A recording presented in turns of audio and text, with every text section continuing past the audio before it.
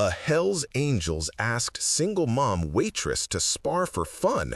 What happened next left everyone speechless. The coffee pot shattered against the linoleum at 5:47 a.m., and Maya Torres didn't flinch.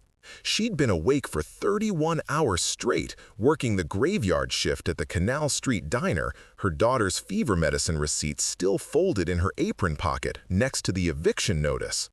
Her hands moved on autopilot, sweeping glass, brewing a fresh pot, smiling at the trucker in booth 7 who never tipped. But when the door chimed and 8 leather-clad riders walked in, engines still growling outside in the pre-dawn mist, she felt something shift in her chest. Not fear, recognition.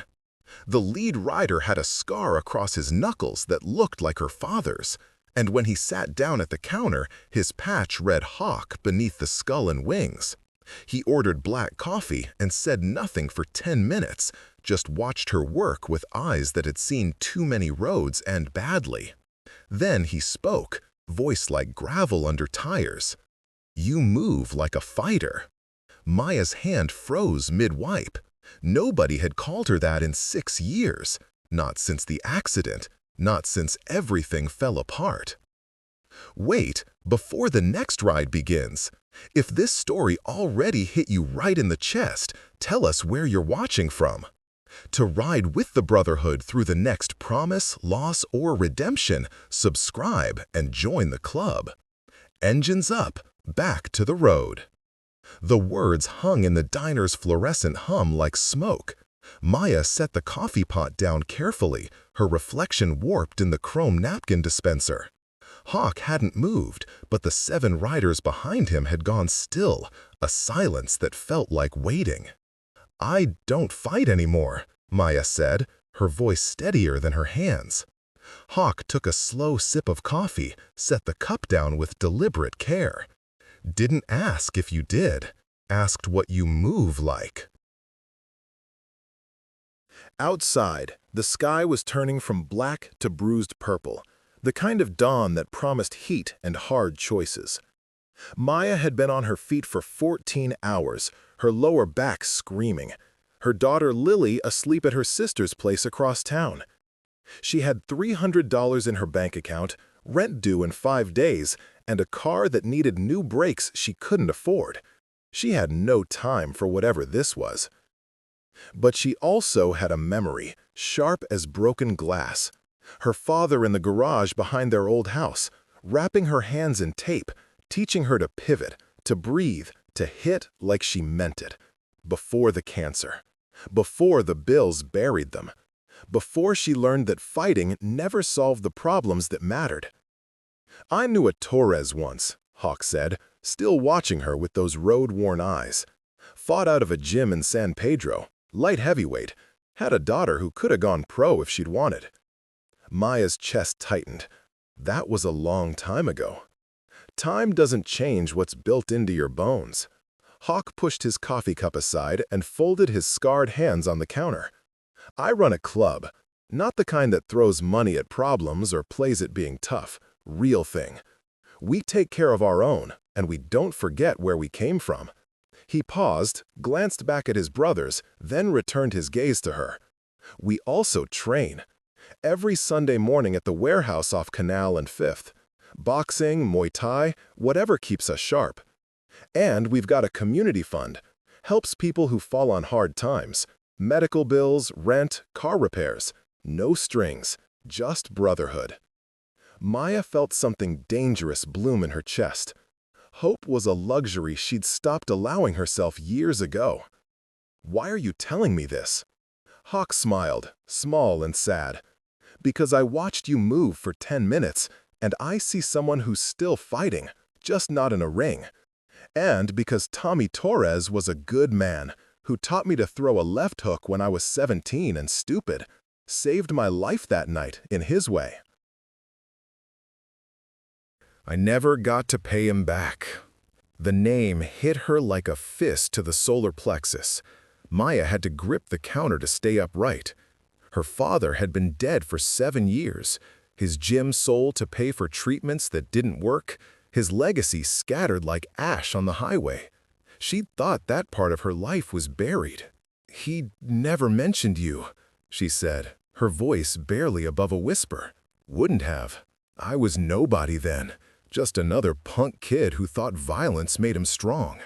Hawk stood, pulled a worn business card from his vest pocket, and set it on the counter between them.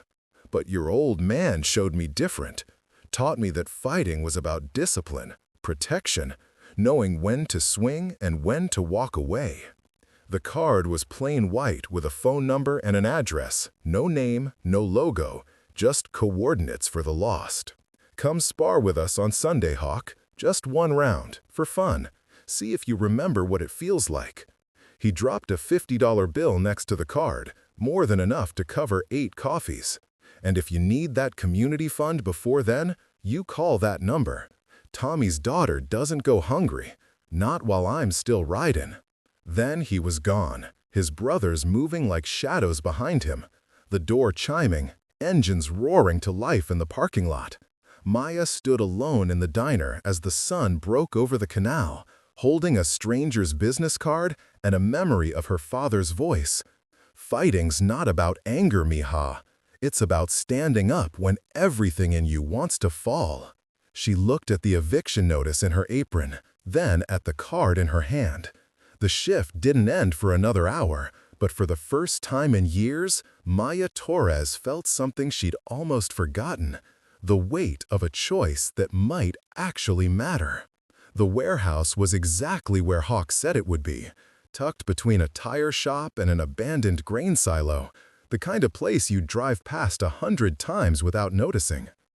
Maya parked her wheezing Honda Civic on Sunday at 7:45 a.m., 15 minutes early because her father had taught her that punctuality was respect made visible. She sat in the driver's seat for 5 of those minutes, hands on the wheel, wondering what the hell she was doing. Lily was at her sister's again, fed and happy, and Maya had promised to pick her up by noon. She had laundry waiting, bills to organize, a second job interview at a call center Tuesday morning.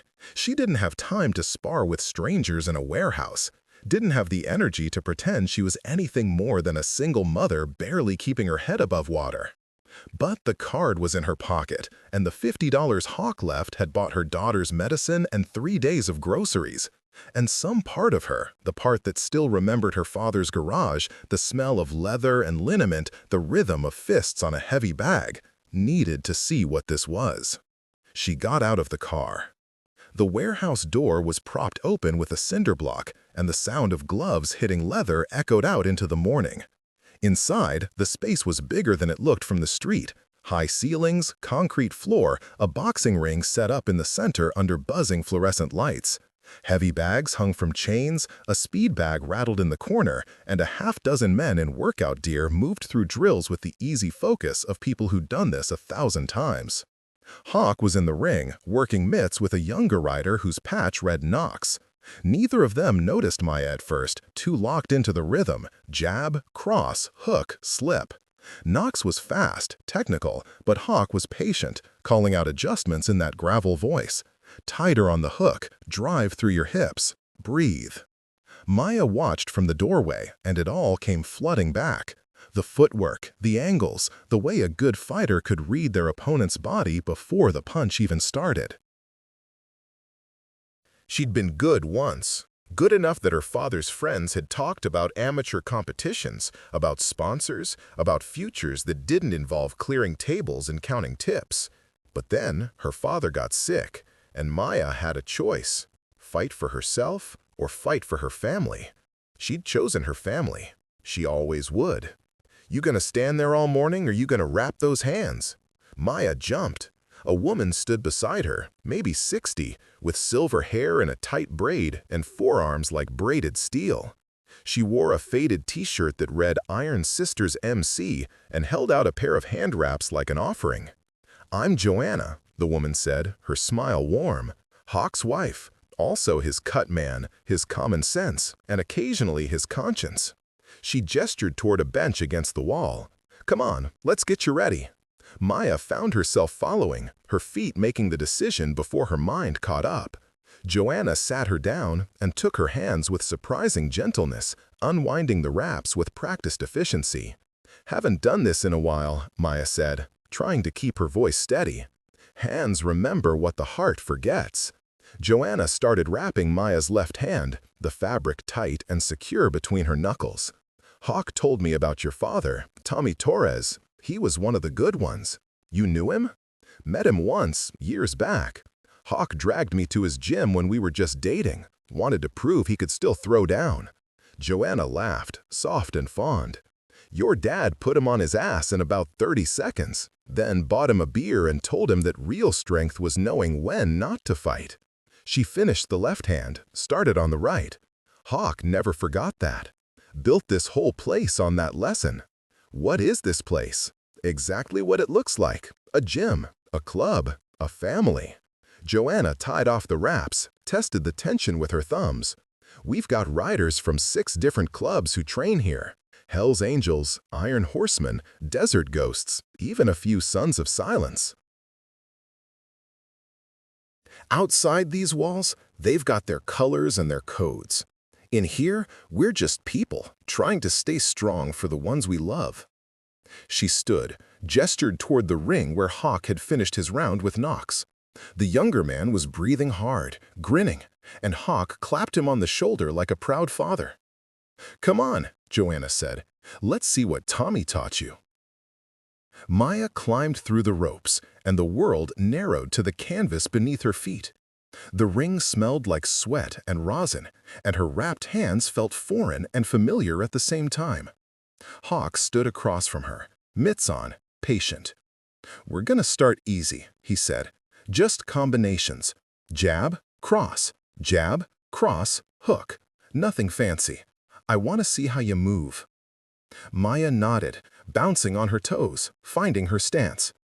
It had been 6 years, but her body remembered. Weight on the balls of her feet, hands up, chin down, breathe.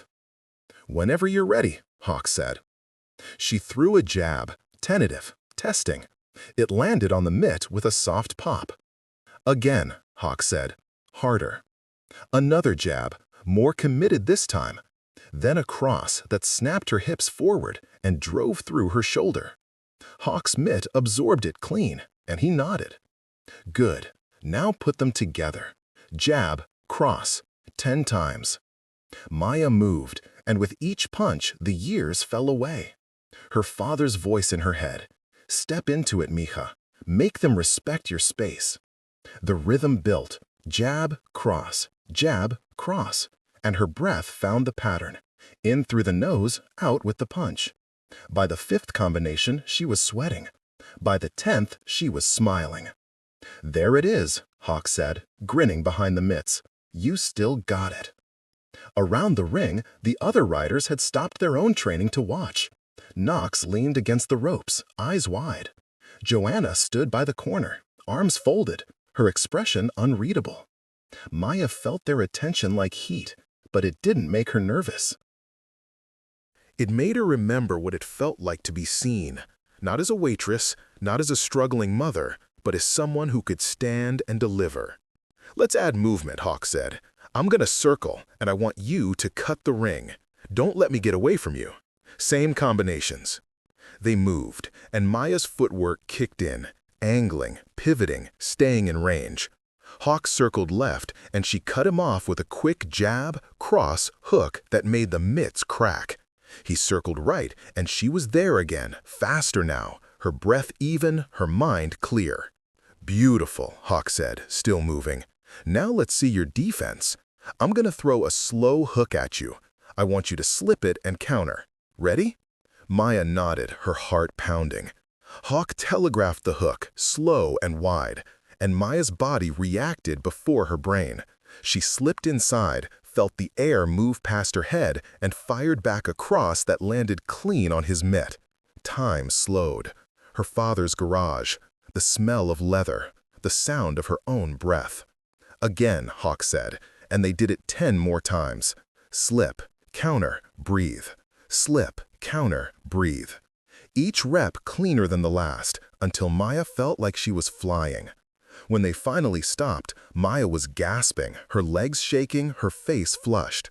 But she was grinning so wide it hurt. Hawk pulled off the mitts, breathing hard himself, and extended a gloved hand for her to bump. "Your old man would be proud," he said quietly. Maya's throat tightened. She nodded, not trusting herself to speak.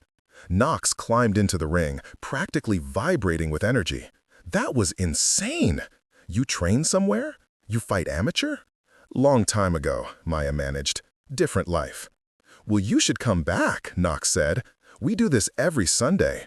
Open sparring, conditioning, technique work. Joanna runs a women's class on Thursdays too, if you're interested." He glanced at Hawk.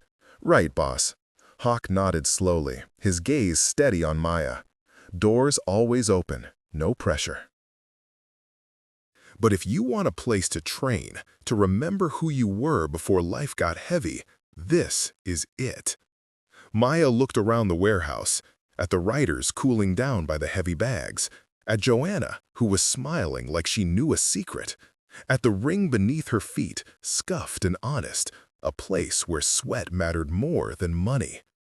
"I have a daughter," Maya said, the words coming before she could stop them. "I work doubles most weeks. I can't afford a gym membership."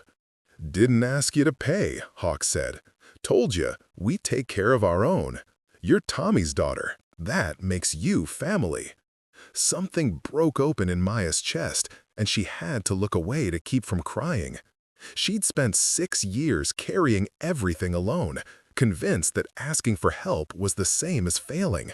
But standing here, in a warehouse full of strangers who felt like ghosts of a better past, she felt something dangerous and necessary. Permission to be more than what survival demanded. "Okay," she whispered. "Okay, I'll come back." Hawk smiled, small and real. "Good. Now go get some water and cool down. Knox will show you the stretches we do after. And Maya?" He waited until she met his eyes. "Thank you for giving us a chance to repay your father's kindness. Means more than you know." Maya started coming to the warehouse every Sunday. At first, it was just the sparring, the 3 rounds that left her muscles sore and her mind clear. But slowly, carefully, the place worked its way under her skin. She met the other riders. Bishop, a retired Marine with a service dog and PTSD he managed through Muay Thai. Trace, a single father raising 2 boys who trained with them on weekends. Diesel, a mechanic who fixed her car's brakes for free and refused payment. They were rough-edged and loyal, men and women who'd seen hard roads and come out the other side, still believing in something bigger than themselves. Joanna became a fixture in Maya's life, steady and wise. She ran the Thursday women's class, and Maya started bringing Lily once she realized the warehouse had a small corner set up with books and toys for the riders' kids. Lily, shy at first, slowly opened up, laughing as she played with Trace's boys while Maya worked the heavy bag. "She's got your eyes," Joanna said one Thursday, watching Lily from across the warehouse. "And your father's smile." Maya wiped sweat from her face, breathing hard. "She's the reason I do this. All of it." "I know. Best reason there is." Joanna handed her a water bottle. "Hawk wants to talk to you after class. Nothing bad, just something he's been chewing on." After they cooled down and Lily was occupied with coloring books, Maya found Hawk in his office, a cramped room off the main floor with a desk, a filing cabinet, and walls covered in photographs. Riders at charity events, kids at a summer boxing camp. A faded picture of a younger Hawk shaking hands with a man Maya recognized instantly, her father, grinning beside a heavy bag. "Sit," Hawk said, gesturing to a folding chair. Maya sat, suddenly nervous. Hawk leaned against his desk, arms crossed. "You've been coming here 5 weeks now. Haven't missed a Sunday. Joanna says you're showing up for Thursday classes too." "It helps," Maya said simply. "Clears my head." "I can see that. You're getting sharper every session. Knox thinks you could compete again if you want it." Maya shook her head. "I don't have time for that. Work, Lily, everything else." "I know. Not asking you to compete." Hawk paused, chose his words carefully. "But I am asking you to consider something else. We run a program here, youth boxing, twice a week after school. Kids from the neighborhood, mostly. Keeps them busy, gives them structure, teaches them discipline. We've got 3 coaches, but we could use another, especially someone who understands what it means to fight for more than just ego. Maya's breath caught. You want me to coach? I want you to teach. Big difference. Hawk pulled a folder from his desk, slid it across to her. Pays $50 a session, 4 sessions a month. It's not much, but it's steady. And Lily can come with you. She'd be safe here, supervised, while you work. Maya opened the folder with shaking hands. Inside were liability waivers, a schedule, photos of kids in gloves and headgear grinning at the camera. She saw herself in their faces, hungry, hopeful, looking for something to believe in. "Why me?" she whispered. "Because you've been where they are. Because you know what it's like to keep fighting when everything's against you. Because your father taught me that the best fighters aren't the ones who win, they're the ones who keep showing up." Hawk's voice was gentle but firm. "And because I think you need this as much as they do." Maya thought about the eviction notice she'd finally paid off with the money from extra shifts. About Lily's school supplies she'd bought used. About the future that felt like a tightrope she walked every day, terrified of falling. And then she thought about her father's garage, his hands wrapping hers, his voice steady. "You're stronger than you know, Mija." "When do I start?" she asked. Hawk smiled. "Next Tuesday, 4 p.m. Joanna will help you with the curriculum." He extended his hand, and Maya shook it, feeling the calluses and scars that told their own story. "Welcome to the team, Coach Torres." The kids came in like a storm, 12 of them, ranging from 8 to 14, all energy and attitude and desperate need to prove themselves. Maya stood in the ring on that first Tuesday, Lily sitting safely on a bench with one of Joanna's books, and felt the weight of expectations settle on her shoulders.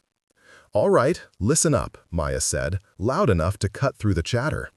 The kids went quiet, watching her with wary eyes. "My name is Coach Maya. I'm here to teach you how to box. But before we put on a single glove, we need to talk about what that means." A boy in the back, maybe 13, smirked. "It means we're gonna learn to knock people out." "No," Maya said firmly. "It means you're going to learn discipline, respect, how to protect yourself and the people you care about.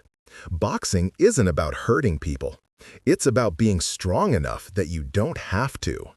Another kid, a girl with braids and fire in her eyes, raised her hand.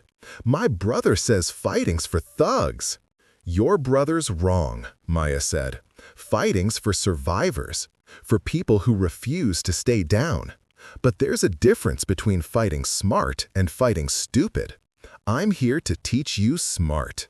She made them run laps, stretch, learn proper stance before they ever touched a glove. Some groaned, some complained, but they all did the work. And when she finally let them hit the heavy bags, 1 minute, controlled, breathe with each punch, they lit up like she'd given them the world. The girl with braids, whose name was Naya, had raw power but zero technique. Maya spent 20 minutes with her, adjusting her stance, teaching her to pivot her hips. "There," Maya said after a solid cross. "Feel the difference? That's what leverage does." Naya's eyes went wide. "I want to hit like that every time." "Then you keep showing up. Keep working. It's not magic. It's reps." By the end of the session, Maya was exhausted and exhilarated. The kids filed out, sweaty and grinning, and Lily ran up to hug her leg. "You were so cool, Mama," Lily said, awestruck. Joanna approached, clapping slowly. "Natural teacher. Hawk was right about you." Maya blushed. "They're good kids."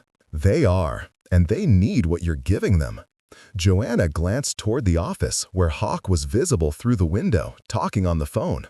"More than you know." Over the next few weeks, Maya fell into a rhythm. Waitressing, training, coaching, mothering. It was still hard, still exhausting, but there was a purpose to it now, a shape to her days that felt like building instead of just surviving. The kids improved, Nia especially, who started coming early to get extra reps in. The warehouse became a second home, and the riders became her tribe, people who had her back without needing to be asked. Then, one Thursday night, everything shifted. Maya was locking up the warehouse after the women's class, Lily asleep in the car, when she noticed a man standing in the parking lot.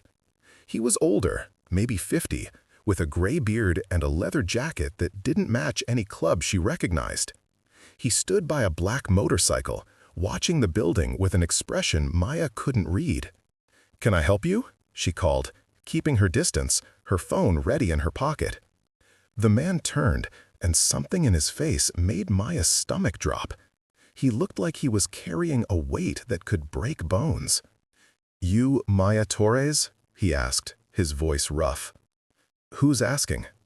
"Name's Dalton Reed. I knew your father." Maya's hand tightened on her phone. "A lot of people knew my father." "Not like I did." Dalton stepped forward, hands visible, non-threatening. "I was there the night he died." The world tilted. Maya's father had died in a hospice room with Maya holding his hand, morphine dripping into his veins, cancer stealing his last breaths. There was no night, no mystery, just the slow, terrible ending she'd watched for months. "That's not possible," Maya said, her voice shaking. "He died in a hospital." Dalton's face twisted with something like grief. "Yeah, he did. And I'm the reason he was there in the first place." Maya couldn't breathe. The parking lot felt too small, the night air too thick. "What are you talking about?" "Your father saved my life 20 years ago, pulled me out of a bike crash on Highway 5, stayed with me until the ambulance came. I was nobody, just a dumb kid riding too fast, too reckless." "But Tommy didn't leave me there to bleed out. He wrapped my wounds, called for help, made sure I survived." Dalton's voice cracked. "I never forgot that. And when I heard he was sick, that he needed treatments he couldn't afford, I did everything I could to help. Sent money, anonymous, tried to make sure he got what he needed." Maya's mind was reeling. "We never got any money. We lost the gym, lost everything." "I know." Dalton looked like he wanted to disappear. "The money got stolen, intercepted by someone I trusted who turned out to be a snake. By the time I found out, Tommy was already gone, and I've spent the last 7 years trying to make it right." "There's no making it right," Maya whispered, tears burning her eyes. "He's dead." "I know, but you're not, and neither is the legacy he left." Dalton reached into his jacket, pulled out an envelope, and held it out. "This is what I should have given him, what he deserved for saving my life." Maya didn't move. "I don't want your guilt money. It's not guilt, it's a debt." Dalton set the envelope on the ground between them, stepped back. $27,000, enough to cover what got stolen, plus interest. Your father saved my life, and I failed to save his. But I can make sure his daughter and granddaughter have a chance." He walked back to his motorcycle, swung a leg over, started the engine. It roared to life, loud in the empty parking lot. "Wait!" Maya called, her voice breaking. "Why now? Why tell me this?" Dalton looked back, his eyes hollow. "Because I heard you were training here, heard you were teaching kids to fight, and I realized Tommy's legacy didn't die with him. It's still here, in you, and I needed you to know that even when I failed him, he succeeded. He raised someone who keeps showing up, keeps fighting, keeps believing. That's worth more than any money I could give you." Then he rode away, the taillights disappearing into the dark, and Maya stood alone in the parking lot, staring at an envelope she couldn't bring herself to touch. She told Hawk everything the next morning, showed him the envelope, which she'd finally opened in her car at 2 a.m., shaking so hard she could barely count the bills. $27,000. Enough to breathe. Enough to start over. Enough to make her father's memory feel like more than just an ache. Hawk listened without interrupting, his expression grave. When she finished, he sat back in his chair, steepled his fingers. "Dalton Reed," he said slowly. "I know that name. He rides with the Iron Wolves, small club out of Santa Ana. Good people, mostly. Rough past, but cleaned up." He paused. "If he says he owed Tommy, I believe him. Your father had a way of leaving marks on people." "What do I do with this?" Maya asked, gesturing to the envelope on Hawk's desk. "It feels like blood money." "It's not. It's a debt paid. Your father saved a life, and that life is trying to honor him." Hawk leaned forward, his gaze steady. "But what you do with it, that's your choice, nobody else's." Maya spent a week thinking. She paid off her remaining debts, bought Lily new school clothes, fixed her car properly for the first time in years. But most of the money, $20,000, she donated to the warehouse, to the youth program, to the community fund that helped people like her when life kicked them down. "I want it to go to kids who can't afford to train," Maya told Hawk when she handed over the check. "To families who need help keeping their heads above water. My father would have wanted that." Hawk took the check with both hands, like it was something sacred. "This'll change lives. You know that." "Good. That's what he always did." Maya smiled, small and sad. Now his legacy can keep going. 6 months later, Maya stood in the ring on a Sunday morning, working mitts with Naya, who just won her first amateur bout the day before. The girl was glowing, her confidence transformed, and Maya felt pride swell in her chest. This was what her father had given her, and what she was giving forward. Lily sat in the corner, reading a book with Trace's boys, safe and happy. Around the warehouse, riders trained, laughed, pushed each other to be better. The community fund had helped 4 families that month alone, covering medical bills and rent and groceries for people who were drowning. Dalton Reed came by once every few weeks, never staying long, always leaving before Maya could thank him properly. But he'd watch from the doorway, his face less haunted, and she understood. He was seeing proof that his debt was paid, that Tommy Torres's legacy was alive. Hawk climbed into the ring after Naya's session, mitts off, just standing beside Maya in the space where it all began. "Your father would be proud," he said quietly, "of all of this." Maya looked around the warehouse, at the kids she was teaching, at the riders who'd become family, at her daughter growing up in a place that believed in loyalty and redemption. She thought about the coffee pot that shattered 6 months ago, about the eviction notice and the fear and the desperation. And then she thought about the choice she'd made, to step into this ring and remember who she was beneath the survival. "I think I'm finally proud of me too," she said. Hawk bumped her fist, grinned. "That's the real fight, the one you win against yourself." The engines outside started revving, riders heading out for a Sunday run, wind and road calling. Maya didn't ride, never had, but she understood the appeal. The freedom, the motion, the promise that somewhere down the highway there was a life worth chasing. She'd found hers here, in a warehouse off Canal Street. In a community built on second chances and old debts and the belief that fighting wasn't about anger, it was about standing up when everything in you wanted to fall.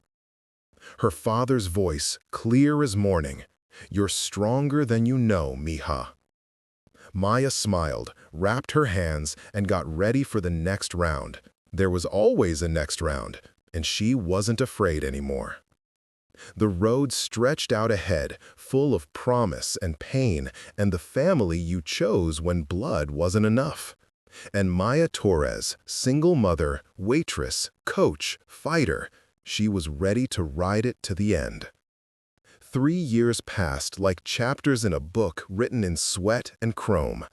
The warehouse off Canal Street became a landmark in the community, known not for the leather and patches, but for the lives it saved. The youth program expanded to 5 nights a week, with Maya at the helm, teaching over 30 kids the difference between fighting and surviving. Nia earned a college scholarship, her amateur record pristine, her future bright. She came back every summer to coach the younger kids, paying forward what Maya had given her. Lily grew taller, braver, more curious. She started training herself at age 10, not because Maya pushed her, but because she wanted to understand what made her mother's eyes light up when she stepped into the ring. Maya taught her the same lessons her father had taught her: breathe, pivot, protect what matters. The community fund grew. Hawk and Joanna expanded it beyond the warehouse, partnering with local businesses and other clubs. They helped families avoid eviction, covered medical bills, gave single parents like Maya the breathing room to build something better. Dalton Reed became a regular donor, his guilt transformed into purpose, his debt repaid 100 times over. And Maya became someone she barely recognized from that morning 3 years ago when the coffee pot shattered. She still waitressed part-time, but coaching became her real work, her calling. She was good at it, patient and fierce, able to see past the bravado to the scared kids underneath who just needed someone to believe in them. One Sunday in late spring, Hawk called her into his office after training. He looked older now, gray threading through his beard, but his eyes were still sharp. "Got a call yesterday," he said, leaning against his desk, "from a journalist. Wants to do a story about the warehouse, about what we've built here." He paused, watching her reaction. "They want to focus on you, the coach who started as a single mom barely surviving and became the heart of this place." Maya's stomach twisted. "I don't need attention." Not about need, about showing people what's possible. Hawk handed her a business card. "Your father's story, your story, Dalton's redemption, the kids who found their way here. It matters, Maya. People need to see that brotherhood isn't just patches and motorcycles. It's showing up, helping, building something that lasts."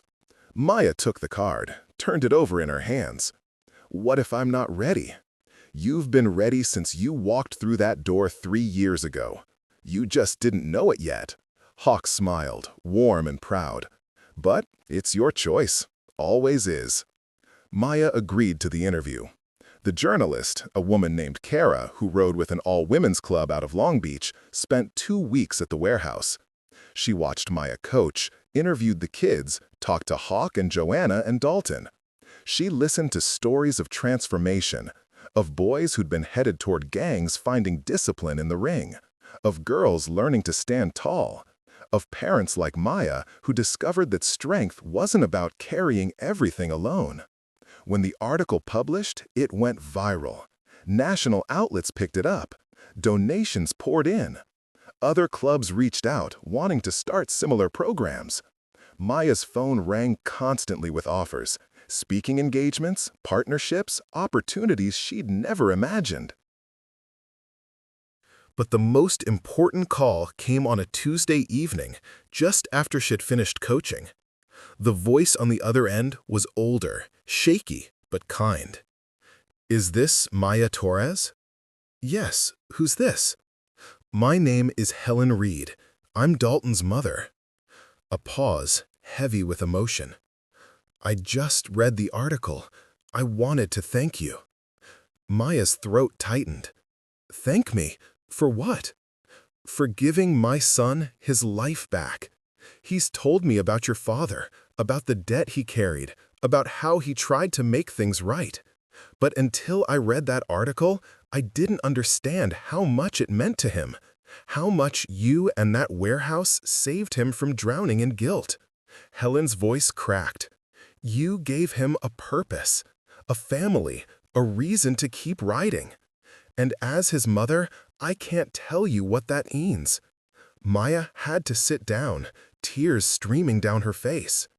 "He gave me a second chance too, him and Hawk and everyone here. I didn't do anything special. You did everything. You chose to forgive, to build instead of breaking. That's the hardest fight there is. Helen paused. I'm 83 years old, and I've seen a lot of people come and go.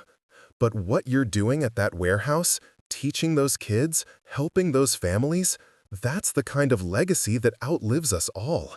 Your father would be so proud. After the call ended, Maya sat in the empty warehouse, Lily asleep on the bench beside her, and let herself cry. Not from sadness, but from the weight of knowing that the choices she'd made mattered, that her father's death hadn't been the end of his story. It was the beginning of hers. 4 years after that first morning in the diner, Maya stood in the center of the ring, surrounded by over 50 kids, ranging from 6 to 17. The warehouse had expanded twice, taking over the neighboring buildings, becoming a full community center.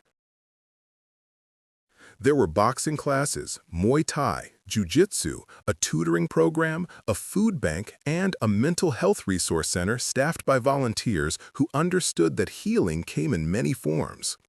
Hawk was in his office, semi-retired, letting the younger generation lead. Joanna ran the day-to-day operations with the precision of a general.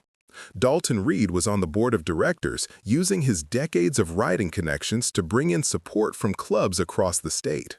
And Maya was the face of it all, the woman who proved that fighting wasn't about violence. It was about refusing to stay down. Lily, now 12, stood beside her mother in the ring, demonstrating a combination for the younger kids. She moved with her grandmother's grace and her mother's discipline, a third-generation fighter carrying a legacy she understood in her bones. "That's how you pivot," Lily said, her voice clear and confident. "You don't stand flat. You move through the punch. Make your whole body work together." The kids mimicked her, clumsy but eager, and Maya felt her heart swell. This was what her father had built, brick by brick, lesson by lesson. Not a gym, not a business, a belief system. A promise that strength came from community, that fighting was only worth it if you were protecting something that mattered. After the class, Maya walked outside into the parking lot where the motorcycles gleamed in the late afternoon sun. The riders were gathering for a memorial run, a tradition they held twice a year to honor the brothers and sisters who'd ridden their last road. Today, they were riding for 3. A veteran who'd lost his battle with PTSD, a single mother who died in a car accident, and Tommy Torres, whose death 7 years ago had set all of this in motion. Hawk approached, his patch weathered but proud, his eyes soft. "You riding with us?" Maya had never ridden a motorcycle, never felt the call of the open road the way these men and women did. But today, looking at the assembled riders, Dalton, Joanna, Knox, Bishop, Trace, Diesel, all the people who'd become her family, she felt something shift. "Teach me," she said. Hawk's smile was slow and genuine. About damn time. They started with the basics. How to balance, how to throttle, how to lean into turns instead of fighting them. Maya was terrified and exhilarated, Lily watching from the sidelines with Joanna, both of them grinning. It took 2 hours before Maya felt comfortable enough to ride around the parking lot, and another month before Hawk deemed her ready for the road. On the day of the memorial run, 6 months after her first lesson, Maya swung her leg over a borrowed Harley Softail, her heart pounding. Hawk rode beside her, patient and watchful, and behind them stretched a line of 50 motorcycles, riders from a dozen clubs, united not by colors, but by respect. They rode east out of the city, toward the mountains where Tommy Torres had scattered his father's ashes decades ago. The wind whipped Maya's hair, the engine thrummed beneath her, and for the first time in years, she felt her father's presence, not his grief, but his pride. At the summit, they gathered in a clearing overlooking the valley. Hawk said a few words, his voice carrying over the wind. Dalton spoke about redemption and second chances. Joanna read a poem about roads and riders and the family you chose. And then Maya stepped forward, Lily beside her, and scattered a handful of her father's ashes, kept all these years in a small urn, into the wind. "Thank you," Maya whispered. Her words for her father, for Hawk, for everyone who'd believed she was worth saving. For teaching me that fighting was never about anger. It was about standing up, about showing up, about refusing to let the hard times break what we're building. The ashes drifted on the wind, disappearing into the trees and sky, and Maya felt a weight lift from her chest. Her father was gone, but his legacy was everywhere. In the warehouse, in the kids she coached, in the community that had risen from his kindness and Hawk's loyalty and her own refusal to give up. They rode back as the sun set, a long line of chrome and leather and brotherhood, and Maya understood finally what it meant to be free. Not from responsibility, not from the fight, but from the belief that she had to carry it all alone. 10 years after the coffee pot shattered, Maya stood in the ring one last time as a coach. At 42, her body ached in ways it hadn't before, and her focus had shifted to the administrative side of the warehouse, now called the Torres Center in her father's honor. Lily was 22, a college graduate with a degree in social work, running the youth programs with a passion that Maya's chest ached with pride. The center served over 500 families a year. The community fund had distributed over $2 million. 12 kids from the original program had gone on to compete professionally. 30 more had earned college scholarships. And hundreds of others, kids who never stepped in a ring but found a safe place, a meal, a mentor, carried the lessons forward into their own lives. Hawk had passed away 2 years earlier, his heart giving out on a Sunday morning ride. They'd scattered his ashes at the same summit where Tommy's had gone, and the turnout had been over 300 riders, a testament to the life he'd built. Joanna ran the center now with Maya, their partnership built on decades of shared purpose. Dalton Reed still came by every week, older and slower, but no less committed. His debt had been paid 1,000 times over, but he kept showing up because that's what family did. Helen, his mother, had passed at 90, leaving a trust fund that kept the center running for the next generation. And Maya? Maya had become something she'd never expected. Not a fighter, not a survivor, but a builder. Someone who understood that legacy wasn't about what you left behind, but what you gave forward while you were still here to see it bloom. On her last day coaching, Maya called the kids together, 15 of them, ranging from 8 to 16, the next generation of fighters who didn't yet know what that word really meant. "My father told me once that fighting is about showing up," Maya said, her voice steady. "About standing when everything in you wants to fall. About protecting what matters, even when it's hard, especially when it's hard." She looked at their faces, saw herself in every one of them, scared, hopeful, desperate to believe that strength was something they could build. "I'm passing the torch now. Coach Lily's gonna take over, and she's better than I ever was. But before I go, I need you to understand something." Maya paused, made sure they were listening. "You're not here to learn how to hurt people. You're here to learn how to stand, to breathe, to believe that you're worth fighting for. And when you carry that lesson out of this ring, into your schools, your homes, your lives, that's when you become something bigger than just a fighter. You become a builder, someone who shows others that the hard times don't have to win." The kids nodded, solemn and serious, and Maya felt the legacy shift from her hands to theirs. It was terrifying and beautiful, the way all important things were. Lily stepped forward, wrapped her arms around her mother, and whispered, "Thank you for all of it." Maya held her daughter, breathed in the smell of the warehouse, sweat and leather and hope, and let herself feel the fullness of a life well fought. Not perfect, not easy, but real. As they walked out together, the motorcycles were already lining up outside for the monthly community ride. Maya had her own bike now, a well-worn Harley that carried her and Lily on weekends, chasing the horizon her father had always believed was waiting just past the next turn.